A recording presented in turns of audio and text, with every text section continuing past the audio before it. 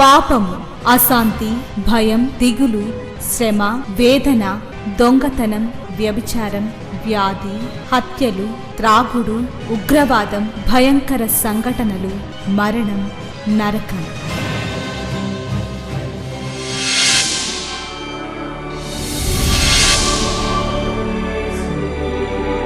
సిలువలోనే పాప క్షమాపణ, పరిశుద్ధ జీవితం, ప్రేమ, వాక్య ధ్యానము, నెమ్మది, సహవాసం, నిత్య జీవం.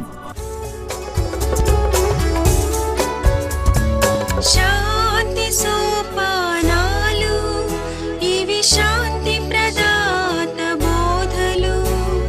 చీకటిలో ఉన్న ప్రజలకు గొప్ప వెలుగు కలుగుటకు, చీకటిలో ఉన్న ప్రజలకు గొప్ప వెలుగు కలుగుటకు, చీకటి నుండి వెలుగునకు నడిపించే సోపానాలు. శాంతి సోపానాలు కార్యక్రమానికి మిమ్మల్ని ప్రేమతో ఆహ్వానిస్తూ ఉన్నాను. ఈ కార్యక్రమాలు మీ వ్యక్తిగతమైన ఆత్మీయమైన జీవితాన్ని దినదినము దేవునికి సన్నిహితంగాను, దేవుని యొక్క చిత్తానికి విధేయతలోను, దేవుని ఆనందాన్ని వెతుకుటలోను, మీ వ్యక్తిగతమైన జీవితాల్లో ఒక విజయవంతమైన జీవితం జీవించాలని కోరి ప్రార్థిస్తూ ఈ కార్యక్రమాలు మీ ముందుకు తీసుకొని వస్తూ ఉన్నాను. సాధారణంగా దేవుడు అనగానే మన సమస్యలు, మన అవసరాలు తీర్చాలి, అంతవరకే చాలామందికి మనస్సు పరిమితమైపోతూ ఉంటుంది. కానీ దేవుని యొక్క ఉద్దేశాలు వేరు, మన తలంపులు వేరు, ఆయన తలంపులు వేరు, మన మార్గాలు వేరు, ఆయన మార్గాలు వేరు. ఆయన మనం దేని నిమిత్తం మనల్ని సృష్టించారో, ఎందుకొరకు మనం ఈ లోకంలో ఉన్నామో, ఆ దేవుని యొక్క సంపూర్ణమైన చిత్తాన్ని నెరవేర్చాలని ఆయన మనల్ని రక్షిస్తూ ఉన్నారు. దేవాది దేవుడు తన కుమారుణ్ణి ఈ లోకానికి పంపినప్పుడు మనలను మరలా తన యొక్క స్వరూపంలోనికి, తన యొక్క పోలికలోనికి తెచ్చుకోవాలి అనేది దేవుని యొక్క ఉద్దేశం. మనం కూడా కేవలం మన అవసరతలు, మన బాధలు, మన కష్టాలు, మన సమస్యలు తీరితే సరిపోదు. అసలు సమస్య ఉంది. అది దేవునితో కలిసి మనం జీవించడం, దేవుని యొక్క చిత్తాన్ని జరిగించడం, మన యొక్క ఆశలు నెరవేర్చుకోవడం మాత్రమే కాదు, దేవుని యొక్క చిత్తాన్ని మనం పరీక్షించుకుంటూ ఉండాలి. ఆయన చిత్త ప్రకారం ఎంతవరకు నడుస్తున్నాను, ఆయన ఆనందం కొరకు ఎలా జీవిస్తున్నాను. ప్రతి పరిస్థితి, ప్రస్తుతం లోకంలో ఉన్న పరిస్థితులు ఎటువైపు చూసినా కూడా దారుణమైన పరిస్థితులు. ఇవి అంత్య దినాలు అని మనకి అర్థమైపోతూ ఉన్నాయి. దేవుని రాకడ ముందు ఏమేమి జరుగుతాయో అన్నీ జరుగుతూ ఉన్నాయి. క్రైస్తవులు హింసించబడతారు. ఆ మాటకొస్తే ఆది నుండి కూడా క్రైస్తవులు లేక యూదులు హింసించబడినట్లుగా ఈ ప్రపంచంలో ఏ జనాంగం హింసించబడలేదు. ఒకవేళ వేరే జనాంగాలు హింసించబడినా అవి తాత్కాలికమే. యుద్ధాలు, కరువులు, భూకంపాలు, వరదలు, ఆకాశంలో భయాన్ని కొలిపే దృశ్యాలు, ఇవన్నీ కూడా ఎప్పుడు జరుగుతూ ఉన్నాయి. కానీ ఈ చివరి దినాల్లో ప్రభువారు చెప్పినట్లుగా అవి చాలా ఎక్కువగా ఉన్నాయి. ఇలాంటి పరిస్థితుల్లో ప్రార్థన ఒక్కటే మనకు ఆయుధం. ఎవరిని ఎవరూ నిందించకూడదు. ఎవరికి వారు తమ భక్తిని సరిచేసుకోవాలి. ఇందాక చెప్పినట్లుగా దేవుడు అనగానే మన సమస్యలు, అవసరతలు తీర్చే తండ్రి మాత్రమే కాదు, మనల్ని నిత్యత్వానికి తీసుకొని వెళ్ళే తండ్రి. మనల్ని తన యొక్క శిక్ష, తీర్పు నుండి తప్పించి ఆయన కోరే భక్తిలోనికి ఆయనే నడిపించి ఒక ఉన్నతమైన స్థానంలోనికి నిలపగలిగిన దేవుడు మన దేవుడు. ఈరోజు మన వాక్య ధ్యానం నిమిత్తం ఎఫెసీ పత్రిక 4వ అధ్యాయం 22వ వచనాన్ని చదువుతున్నాను. కావున మునుపటి ప్రవర్తన విషయంలోనైతే మోసకరమైన దురాశల వలన చెడిపోవు మీ ప్రాచీన స్వభావమును వదులుకొని. దేవుళ్ళలోకి వచ్చాక ఒక వ్యక్తి తన ప్రాచీన స్వభావాన్ని వదులుకుంటారు. కొన్ని వారాల నుండి కూడా మారు మనసు అనే ఒక పదాన్ని గురించి మాట్లాడుకున్నాం. ఈ మారు మనసు పొందిన వ్యక్తి ఈ లోకానికి అతీతంగా దేవుని కొరకు జీవించాలనుకున్న వ్యక్తి ఈ లోకాన్ని విస్మరిస్తారు. అంటే ఈ లోకంలో ఉండట్లేదా మనం? అవును, లోకంలోనే ఉంటాం, కానీ లోకస్తులం కాదు. మన ప్రాచీన చిత్తవృత్తి యందు నూతన పరచబడాలి. మన పాత వ్యక్తిత్వం, మోసపూరితమైన వ్యక్తిత్వం, ఇతరులను విమర్శించే వ్యక్తిత్వం, కోపాలు, ద్వేషాలు, కక్షలు, పగలు, కామం, అత్యాశ, ధనాశ, ఇంకా మిగతావి మీరు చెప్పుకోవచ్చు. ఒక్కొక్కరు ఒక్కొక్క పద్ధతిలో జీవిస్తూ ఉంటారు. ఒక్కొక్కరికి ఒక వ్యక్తిత్వం ఉంటుంది. చాలామంది ప్రార్థనా పరులు కోపాన్ని త్యజించలేరు, లేక చిన్న చిన్న విషయాలకు తప్పిపోతూ ఉంటారు. దేవుళ్ళలోకి వచ్చిన వ్యక్తి చిత్తవృత్తి యందు నూతన పరచబడుతూ ఉంటారు. వాళ్ళ మనస్తత్వాలు మారిపోతూ ఉంటాయి, వ్యక్తిత్వాలు మారిపోతూ ఉంటాయి, ఇష్టాలు మారిపోతూ ఉంటాయి. దేన్ని ప్రేమించారో దాని మీద నుండి ప్రేమంతా పోయి దేవుని మీద, దేవుని యొక్క వాక్యం మీద, దేవునితో సహవాసం మీద ప్రేమ పుట్టుకుంటూ వస్తుంది. ప్రార్థన చాలా చాలా ప్రీతికరమైపోతుంది. దేవుని వాక్య ధ్యానం హృదయానికి ఎంతో సంతోషాన్ని ఇస్తూ ఉంటుంది. ఇవి మనం పరీక్షించుకోవాలి. ఎంతవరకు నా యొక్క మనస్తత్వం మారుతూ ఉంది, ఎంతవరకు లోక విషయాలకు నేను దూరమైపోతూ ఉన్నాను, ఎంతవరకు నా జీవితంలో మార్పు వచ్చింది, పరిశుద్ధత ఎంతవరకు వచ్చింది, ఇవి మనం పరీక్షించుకోవాలి. చిత్తవృత్తి యందు నూతన పరచబడాలి. మీకు ఒక ఉదాహరణ చెప్తాను. చిన్న పిల్లాడిని మనం స్కూల్లో వేసామనుకోండి, వాడు పలక బలపం మనం ఇస్తాం, ఏబిసిడి దిద్దమంటారు. వాడికి ఆ దిద్దటం రాదు కదా, పలకంతా గీతలు పెడతాడు, దిద్దడానికి ఇష్టపడాడు. కానీ క్రమక్రమంగా వాడికి మనం చెప్పిన కొలది ఆ పెట్టిన గీతలన్నీ మనం జాగ్రత్తగా తుడిచేస్తాం. వాడిని ఏం కోప్పడం, చాలా ప్రేమగా మళ్ళా ఒళ్ళో కూర్చోపెట్టుకొని ఏబిసిడి రాయిస్తాం. అలాగా నెమ్మదిగా ఆ బిడ్డ ఎల్కేజీ అయ్యేసరికి కొంత నేర్చుకుంటాడు, యూకేజీ అయ్యేసరికి ఇంకొంచెం నేర్చుకుంటాడు. చదువుకుంటూ ఒక ఉన్నతమైన స్థానానికి వెళ్తాడు. అది మన జీవితం. చిత్తవృత్తి యందు నూతన పరచబడని వ్యక్తి జీవితం ఏమీ మారదు. కోపాలు, ద్వేషాలు, కక్షలు మారవు. జీవితం అంతా పిచ్చి పిచ్చి పనులు చేస్తూనే ఉంటాడు. అతని జీవితం పిచ్చి గీతలు గీసినట్టే ఉంటుంది. కానీ ఎప్పుడైతే తన్ను తాను దేవునికి లోపరుచుకుంటాడో, దేవుడు చెప్పిన మాటలు వినడం అలవాటు చేసుకుంటాడో, భక్తిని సాధన చేస్తాడో, ఆ వ్యక్తి నెమ్మదిగా భక్తిలో ఎదుగుతారు.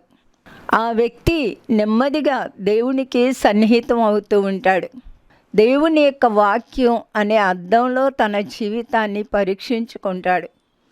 దేవుడు ఏం చెప్తే అది చెయ్యాలి అన్న ఒక నిర్ణయానికి వస్తారు. భక్తిలో సంపూర్ణులు అవ్వడం ప్రారంభిస్తారు. ఈ ఎఫెసీ పత్రికలో ఒక వ్యక్తి యొక్క సంపూర్ణతను గురించిన వచనాలు చాలా ఉన్నాయి. ఉదాహరణకు ఎఫెసీ పత్రిక 3వ అధ్యాయం, ఒక వ్యక్తి ఎలా సంపూర్ణుడు అవుతాడు అనేది. పౌలు గారు ఎఫెసీలో ఉన్న సంఘాన్ని గురించి ప్రార్థిస్తూ ఉన్నాడు. 15 నుండి 18 వచనాలు కలిసి ఉన్నాయి. మీరు అంతరంగ పురుషుని యందు శక్తి కలిగి. భక్తి చెయ్యాలి అంటే మన అంతరంగ పురుషునిలో శక్తి కావాలి. ప్రతి మనిషి కూడా ఆంతర్య పురుషుడు, బాహ్య పురుషుడు. అంటే మన యొక్క శరీరం బాహ్యమైన శరీరం, మన లోపల ఒక అంతరాత్మ ఉన్నది. మన ఆలోచనలు, మన యొక్క తలంపులను శాసించే మనస్సు ఉంటుంది. పౌలు గారు దీన్ని రోమాపత్రిక 8వ అధ్యాయంలో చాలా చక్కగా వర్ణించాడు. మీరు అది తర్వాత చదువుకోవచ్చు. మన శరీరానికి ఒక మనస్సు ఉంది, మన అంతరంగ పురుషునికి ఒక మనస్సు ఉంది. మన ఆత్మీయమైన జీవితం అని చెప్పుకోవచ్చు, శారీరకమైన జీవితం అని చెప్పుకోవచ్చు. మనం దేవునిలోకి రాకముందు శరీరానుసారులమైన వ్యక్తులు. మన శరీరం, మన తలంపులు, మన ఆశలు, మన తిండి, మన ప్రేమలు, మన స్వార్థాలు మనల్ని నడిపిస్తూ ఉంటాయి. అవి మన మీద అధికారాన్ని చూపిస్తూ ఉంటాయి. మనం ప్రేమించాలనుకున్న వాళ్ళని ప్రేమిస్తాం, ద్వేషించాలనుకున్న వాళ్ళని ద్వేషిస్తాం, అదుపు లేకుండా మాట్లాడేస్తూ ఉంటాం. మనకు ఒక క్రమమైన జీవితం అనేది ఉండదు. పేరాశలు, దురాశలు, స్వార్థాలు మనుషుల్ని పరిపాలిస్తూ ఉంటాయి. అందుకే కదండి ఎన్ని భయంకరమైన పరిస్థితులు సమాజంలో వ్యాపిస్తూ ఉంటాయి. నీతి కలిగిన వాళ్ళు ఎల్లప్పుడూ నీతిగానే బ్రతుకుతూ ఉంటారు. ఇలాంటి చిత్తవృత్తి యందు దురాశలతో నిండిన మనం యేసు ప్రభువుని మన జీవితంలోకి అంగీకరించాక, ప్రభువారు తన రక్తం ద్వారా మనకు అనుగ్రహించిన పాప క్షమాపణ మనం పొందిన తరువాత మనం నవీన స్వభావాన్ని ధరించుకుంటాం. పౌలు గారు చెప్పినట్లుగా ఇప్పుడు మన శరీరానుసారమైన వ్యక్తిత్వం కన్నా మన ఆత్మీయమైన వ్యక్తిత్వం బలపడుతూ ఉంటుంది. చిత్తవృత్తి యందు నూతనపరచబడుతూ ఉంటాం. కోపాలు, ద్వేషాలు ఎగిరిపోతాయి. ఎవరు మనల్ని ద్వేషిస్తారో వాళ్ళని ప్రేమించడం ప్రారంభిస్తాం. ఎవరు మనల్ని హింసిస్తారో వాళ్ళ కోసం ప్రార్థన చేయడం ప్రారంభిస్తాం. ప్రభువారు సిలువలో చూపిన ప్రేమను మనం స్వతంత్రించుకుంటాం. పౌలు గారు ఈ రీతిగా చెప్తా ఉన్నారు. 15వ వచనాన్ని చదువుతున్నాను. ఎఫెసీ పత్రిక 3వ అధ్యాయం 15వ వచనం. మీరు అంతరంగ పురుషుని యందు శక్తి కలిగి. మన జీవితాల్లో ప్రభువును మనం అంగీకరించాక అంతరంగ పురుషుని యందు శక్తి అంటే మన బాహ్యమైన, మన శారీరకమైన వ్యక్తిత్వం నశించిపోతూ నెమ్మదిగా మన అంతరంగ పురుషునిలో శక్తి బలాన్ని తెచ్చుకుంటాం, పరిశుద్ధతను తెచ్చుకుంటాం. పవిత్రత, ప్రేమ, ఓర్పు, సహనం, సాత్వికం, దీనత్వం, విశ్వాసం ఇవన్నీ కూడా మనలో పుట్టి అవి మనల్ని పరిపాలన చేయడం ఆరంభిస్తాయి. జాగ్రత్తగా అర్థం చేసుకోండి, గమనించండి. ఎప్పుడైతే మన చిత్త వృత్తి యందు నూతనపరచబడి అంతరంగ పురుషుని యందు శక్తి పొందుతూ ఉంటామో, ఈ అంతరంగ పురుషునిలో ఉన్న శక్తిని బట్టి మన వ్యక్తిత్వంలో మార్పు వస్తుందో, మన బాహ్య పురుషుడు లేక మన శరీరానుసారమైన మనసును మనం తీసి పారవేస్తూ లేక దాన్ని జయిస్తూ దానిని ప్రక్కకు నెట్టేస్తూ ఆత్మీయంగా బలపడుతూ ఉంటాం. ఒక చెట్టు చూడండి, కింద వేరు ఎవ్వరికీ కనిపించదు, కానీ ఆ వేరు అందించే సారం కొలది కాండం బలపడుతూ ఉంటుంది.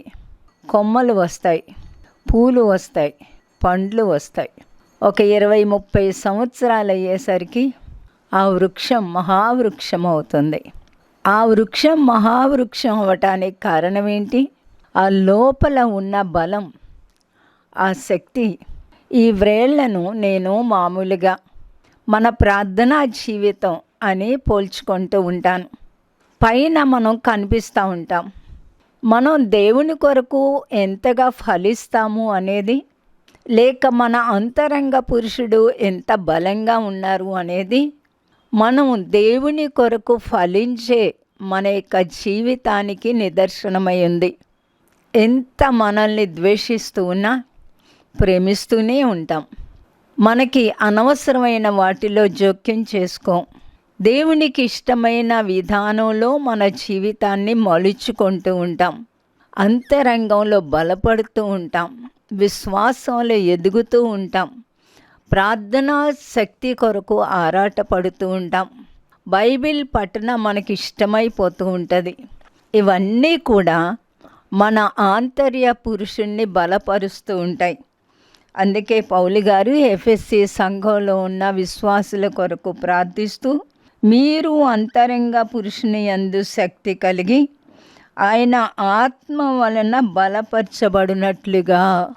ఒక వ్యక్తి ఆత్మీయంగా బలంగా ఉండాలి అంటే పరిశుద్ధాత్మ మన ఆత్మను బలపరుస్తారు. అనేక సార్లు చెప్తూ ఉంటాను, దేవుడు అనగానే నా సమస్యలు తీర్చాలి. బైబిల్లో ఎన్నో ఉదాహరణలు ఉన్నాయి కదండి. గొల్యాతును దావీదు ఎలా చంపగలిగాడు చెప్పండి మీరు? అతని అంతరంగంలో బలం ఉంది. శారీరకంగా చూస్తే అతడు బాలుడు. సౌలు అంటాడు, నువ్వు ఇంకా బాలుడివి, నువ్వు ఎలా చేయగలవు అని అడుగుతాడు. అవును, దావీదు బహుశా బాలుడు కావచ్చు, 14-16 సంవత్సరాల వయసులో ఉన్న వ్యక్తి కావచ్చు. కానీ సౌలు సైన్యమంతా కూడా గొల్యాతును చూచి భయపడి పారిపోతూ ఉన్న 40 రోజులు పారిపోతూ ఉన్నారు. 39 రోజులు పారిపోయారు. 40వ రోజు కూడా పారిపోతూనే ఉన్నారు. అప్పుడు దేవుడు దావీదుని తీసుకొని వచ్చారు. దావీదు బాహ్యంగా బలవంతుడేమీ కాదు, కానీ అతడు అంతరంగంలో బలమైన వ్యక్తి. రాగానే అన్నాడు, ఇశ్రాయేలు సైన్యాలను ఎదిరించడానికి ఈ సున్నతి లేని ఫిలిస్తీయుడు ఎవరు? ఈ మాట సౌలు సైన్యంలో ఎవరు ఎందుకు అనలేకపోయారు? వాళ్ళకి అంతరంగంలో శక్తి లేదు. సౌలుకు ఎందుకు అంతరంగంలో శక్తి లేదు? సౌలు ఒకరోజు బలాఢ్యుడే. సౌలు ఫిలిస్తీయులను జయించిన వ్యక్తే. యోనాతాను కూడా ఏమీ మాట్లాడలేకపోతా ఉన్నాడు. కానీ సౌలు చేసిన ఒక అపరాధాన్ని బట్టి, ఒక శారీరకమైన వ్యక్తిగా ప్రవర్తించబట్టి అమాలేకీయుల మీదకి యుద్ధానికి వెళ్ళినప్పుడు అక్కడ ఉన్న ఆ బలిష్టమైన పశువుల్ని, గొర్రెల్ని చూచి దేవుడిచ్చిన ఆజ్ఞను అతిక్రమించి వాటిని తెచ్చుకున్నాడు. అతను చేసిన అతిక్రమాన్ని బట్టి అతని యొక్క అంతరంగంలో ఉన్న శక్తి సన్నగిల్లిపోయింది. అతని యొక్క అంతరంగం శత్రువుని ఎదుర్కోగలిగిన శక్తి లేకుండా పోయింది. మన జీవితాల్లో కూడా అదే జరుగుతుందండి. మీరు జాగ్రత్తగా గమనించండి. ఒక సమస్య దేవుడు మన జీవితానికి అనుమతిస్తే దాన్ని మనం జయించాలనే అనుమతిస్తారు. ఎన్నో రకాల సమస్యలు ఉన్నాయి. ఎంతోమంది వృద్ధులు పిల్లల చేతుల్లో బాధపడిపోతూ ఉన్నారు. వృద్ధుల్ని కొట్టే పిల్లలు ఉన్నారు. భయంకరమైన పరిస్థితుల మధ్య మన పిల్లలు స్కూల్స్కి, కాలేజెస్కి వెళ్ళి చదువుకుంటున్నారు. ఎక్కడ ఎవరు ఏ శోధనలో పడతారో మనకు తెలియదు. అలాగే ఒక ఆఫీసులో ఉద్యోగాలు చేసేవాళ్ళు, వృత్తి పనులు చేసుకునేవాళ్ళు, సమస్యలు లేని వ్యక్తి ఎవరూ ఉండరు. మీ జీవితంలో యేసు ప్రభువారు నివసిస్తూ ఆత్మలో బలపరచబడే వ్యక్తివైనట్లయితే ఏ సమస్య అయినా మనం అవలీలగా జయిస్తాం. మనం జయించగలిగిందే దేవుడు మనకిస్తారు. మనం జయించగలిగిన శోధనే మన జీవితానికి వస్తుంది. ఆ శోధన లేకపోతే మనం దేవుని కొరకు దినదినము విజయాలు సాధించలేం. మన జీవితం కూడా ఒక విజయవంతమైన జీవితంగా మార్చుకోలేం. భయంకరమైన తుఫానులు, పెనుగాలులు, ఎండలు, వర్షాలు అన్నీ కూడా తట్టుకొని ఒక వృక్షం దాని కాలంలో ఫలాలు ఇస్తుంది. అలాగే మన జీవితంలో ఎన్ని పరిస్థితులు వచ్చినా ఆ పరిస్థితుల నుండి బయటికి తేవటానికి బలపరిచే ఆత్మ మనకున్నారు. కొన్ని సంవత్సరాల క్రితం, దాదాపు ఒక 15 సంవత్సరాలు భయంకరమైన ఆయాసంతో బాధపడిన వ్యక్తిని. నా 2 ఊపిరితిత్తులు కూడా పాడైపోయినాయి అని చెప్పారు. దేవునికి స్తోత్రాలు. చాలా వేదన పడుతూ ఉండేదాన్ని. అప్పుడు నా బిడ్డలు చాలా చిన్న బిడ్డలు. ఎంతో వేదనతో ప్రార్థన చేసుకుంటూ నా విశ్వాసాన్ని పెంచమని అడుగుతూ ఉండేదాన్ని. కొంతకాలం ఓర్చుకున్నాక తీసేస్తానని దేవుడు వాగ్దానం ఇచ్చారు. ఇప్పుడు కూడా అప్పుడప్పుడు ఒక చిన్న ఛాయలాగా బలహీనత కనపడినా దేవుడు దాని నుండి విడుదలిస్తున్నారు. కారణం ఏంటి అంటే దేనికి భయపడాల్సిన పని లేదు. మన శరీరం ఆయనది, మన ఆత్మ ఆయనది. మనకొచ్చే ప్రతి సమస్య కూడా ఆ మంచి కాపరి చూసుకుంటారు. ఆ అభయం లేని వాళ్ళు, అంతరంగంలో శక్తి లేని వాళ్ళు గొల్యాతు ముందు ఇశ్రాయేలీలు పారిపోయినట్లుగా సమస్యలకు పారిపోతూ కేకలు వేస్తూ ఉంటారు. నాకు ఫోన్ చేసిన వాళ్ళకి తరచుగా చెప్తూ ఉంటాను, బలం నీ దగ్గరే ఉంది, నిన్ను నువ్వు పరీక్షించుకో, దేవునికి హత్తుకొని ఉండు. మనం దేవునికి హత్తుకొని ఉన్నప్పుడు ఒక కొమ్మ చెట్టుకు అంటిపెట్టుకుని ఉన్నంతకాలం ఆ కాండంలో ఉన్న రసం, ఆ సారం ఆ కొమ్మకు వెళ్ళినట్లే దేవుని యొక్క బలం మనలో ప్రవహిస్తూ ఉంటుంది. అందుచేత ఎలాంటి సమస్యనైనా మనం జయించగలం. ఒకవేళ నాలాంటి వాళ్ళు 1,00,000 మంది ప్రార్థన చేసినా నీకు శక్తి లేకపోతే నువ్వు ఆ సమస్య జయించలేవు. తన యొక్క చిత్తవృత్తి యందు నూతన పరచబడిన వాడు అంతరంగ పురుషుని యందు బలాన్ని పొందుతూ ఉంటాడు. దావీదు యుద్ధము యెహోవాది అన్నాడు. నేను చాలా సంవత్సరాలు ఈ మాట ధ్యానం చేసుకుంటూ ఉండేదాన్ని. చాలామందితో మాట్లాడుతూ ఆనందిస్తూ ఉండాను. యుద్ధము యెహోవాదే అన్నాడు. తన మీద తన బలం మీద అనుకోలేదు, తన శక్తి మీద. కానీ సమూయేలు తన్ని అభిషేకించాడు, తనకు చాలా శక్తి ఉందని కానీ అతిశయించలేదు. యుద్ధం యెహోవాదే అనుకుంటూ విజయం కొరకే వెళ్ళాడు. నేను ఈ వ్యక్తిని చంపి తప్పకుండా ఇశ్రాయేలీలకు విజయం తెస్తాను అన్న నిశ్చయతతో వెళ్ళాడు. చూస్తాను, పోరాడతాను అని వెళ్ళలేదు. మన జీవితాల్లో గొల్యాతు లాంటి సమస్యలు వస్తాయి.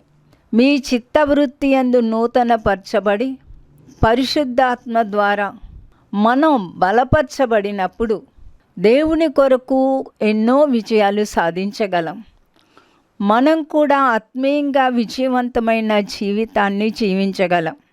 దావీదు ముందే విజయాన్ని నిశ్చయించుకున్నాడు, ఖచ్చితం అనుకున్నాడు. నేను చాలా ఆనందించే విషయం ఏంటి అంటే దావీదు విసిరిన రాయి, చాలాసార్లు అనుకునేదాన్ని ఒక రాయి విసిరినంత మాత్రాన ఎలా పడిపోయాడు అంత బలాఢ్యుడు అని. ఆ రాయి అతని యొక్క పుర్రెను చీల్చుకొని అతని మెదడులోనికి వెళ్ళిపోయింది.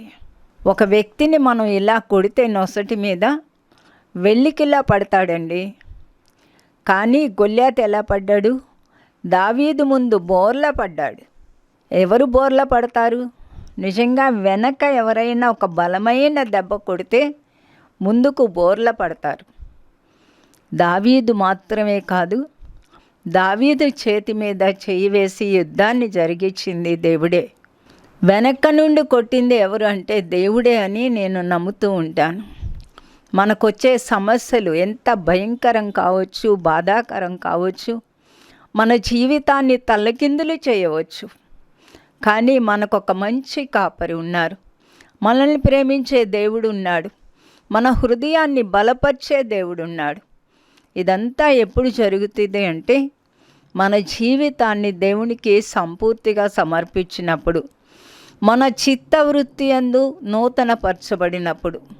అందుకే మళ్ళా ఎఫెసీ పత్రిక 4వ అధ్యాయాన్ని 22వ వచనాన్ని చదువుతున్నాను. కావున మునుపటి ప్రవర్తన విషయంలోనైతే మోసకరమైన దురాశల వలన చెడిపోవు మీ ప్రాచీన స్వభావమును వదులుకొని. చాలామంది ప్రాచీన స్వభావాన్ని వదులుకోలేరు. పేరు ప్రతిష్టలు కావాలి. నేనంటాను నో నేమ్ నో ఫేమ్. నాకే పేరు అక్కర్లేదు, నాకే ప్రతిష్ట అక్కర్లేదు. ఒకరోజు నా దేవుడు నన్ను ఘనపరుస్తారు. ఈ లోకంలో చాలామంది పేరు ప్రతిష్టల కొరకు ప్రయాసపడుతూ ఉంటారు, ధనాశ కొరకు ప్రయాసపడుతూ ఉంటారు. ఎవరో మనల్ని గుర్తించాలని చూస్తూ ఉంటారు. ఎవరు గుర్తిస్తే ఏంటండి, ఎవరు గుర్తించకపోతే ఏంటి? మన జీవితాన్ని దేవుడు గుర్తిస్తే చాలు. చిత్తవృత్తి యందు నూతన పరచబడుతూ ఉండాలి. క్షణము మన శరీరాన్ని మనం చంపేసుకుంటూ, మన బాహ్య పురుషుణ్ణి మనం నశింపచేసుకుంటూ, అంతరంగంలో దేవుడిచ్చే బలంతో విజృంభిస్తూ ఉండాలి. దావీదు అవలీలగా గొల్యాతును జయించడానికి కారణం ఆ ఒక్క రాయి మాత్రమే కాదు. నేను ఇలా చెప్తూ ఉంటాను, ప్రార్థన అనే ఒడిసెలలో దేవుని యొక్క వాక్యం అనే ఒక వాగ్దానాన్ని పట్టుకొని మనం సాతానుని అవలీలగా జయించవచ్చు. నిరంతరం వాడు మనం దేవుళ్ళే ఎదగకుండా మనతో పోరాడుతూనే ఉంటారు. చాలామందికి ఈ పోరాటం ఉండదు. కారణం ఏంటి అంటే, శరీరానుసారంగా జీవించే వాళ్ళని వాడు ఏమీ చేయడు. ఆత్మానుసారంగా జీవించాలనుకున్న వాళ్ళకి నిరంతరం పోరాటం ఉంటుంది. ఇప్పుడు మనం 3వ అధ్యాయం ఎఫెసీ పత్రిక మళ్ళా 15వ వచనాన్ని చదువుతున్నాను. మీరు అంతరంగ పురుషుని యందు శక్తి కలిగి ఆయన ఆత్మ వలన బలపరచబడినట్లుగాను, క్రీస్తు మీ హృదయములలో విశ్వాసము ద్వారా నివసించినట్లుగాను, సమస్త లోకాన్ని, పాపాన్ని, సాతానును, మరణాన్ని జయించిన యేసు మన హృదయాల్లో నివసిస్తే ఆ జీవితం ఎంత విచిత్రమైన జీవితం. ఆ జీవితం దేనికి భయపడుతుందండి? అందుకే అనేకులు, మన పూర్వీకులు, పరిశుద్ధులు మరణానికి కూడా తెగించి దేవుని పక్షంగా నిలబడ్డారు. ఇదే వాక్యాన్ని వచ్చే వారం కొనసాగించుకుందాం. ప్రార్థన చేసుకుందాం. ప్రేమ కలిగిన మా ప్రియమైన పరలోకపు తండ్రి, మా యొక్క ప్రాచీన స్వభావాలు జయించడానికి, మీ రక్తంతో శుద్ధి చేయడానికి మా కొరకు ఈ లోకానికి వచ్చిన దైవమా, మీకే వందనాలు ప్రభా, స్తోత్రాలు. ఈ మాటలు వినే ప్రతి ఒక్కరూ కూడా ఒక విజయవంతమైన జీవితాన్ని జీవించాలని ప్రతి ఒక్కరిని మీకే అప్పగిస్తున్నాను తండ్రి. మీకు వందనాలు. మిమ్మల్ని ఎరిగిన వారికి మీ ప్రత్యక్షత దయచేయండి. ఎక్కడ ఎవరు ఏ భయంకరమైన పరిస్థితిలో ఉన్నా వాళ్ళ అంతరంగాన్ని సరిచేసుకుంటూ మీ ద్వారా బలపరచబడటానికి వారి మీద మీ అనుగ్రహం ఉంచమని మీకే వాక్యం వినే ప్రతి ఒక్కరిని అప్పగిస్తూ యేసు నామమున వేడుకుంటున్నాను తండ్రి. ఆమేన్. ఈ వాక్యాలు వింటున్న మీరందరూ అంతరంగంలో బలమైన వ్యక్తులుగా ఉండాలని, దేవుని కృపచేత నిండి ఉండాలని ఆశీర్వదిస్తూ ఉన్నాను. దేవుడు మీకు తోడేయండును గాక. శ్రీమతి జాయ్ శామ్ బెన్నీ గారి కలం నుండి స్త్రీల శీర్షికలో రచింపబడిన 10వ పుస్తకము విధి వంచిత వనితలు. కేవలము స్త్రీల కొరకు మాత్రమే కాదు, ప్రతి ఒక్కరూ ఆత్మీయ మేలుకై చదవగలిగిన పుస్తకాలివి. మా address Srimathi Joy Sam Benny, Emmanuel church 1-146 S Atchutapuram, Kakinada 4. మా ఫోన్ నంబర్స్ 944-010-9893 మరియు 0884-237-6793. మరలా ఇదే సమయానికి ఇదే ఛానల్లో మనం కలుసుకుందాం. Thank you.